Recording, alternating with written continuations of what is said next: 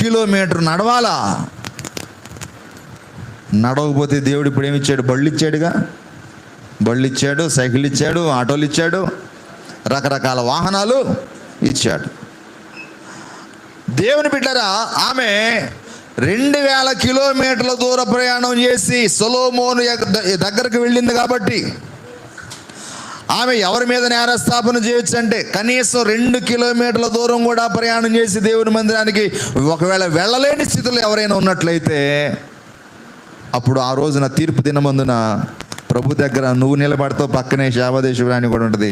ప్రభా, నేను సొలొమోను జ్ఞానాన్ని వినటానికి 2000 కిలోమీటర్లు వెళ్తే, ఇదిగో ఈవిడుందా, ఈ మల్ల చుట్టూ ఆవిడ 2 పర్లాంగులు కూడా నడవలేదు ప్రభా అని 2 పర్లాంగులు కూడా నడవలేని ఆవిడ మీద ఏం చేస్తుందామె?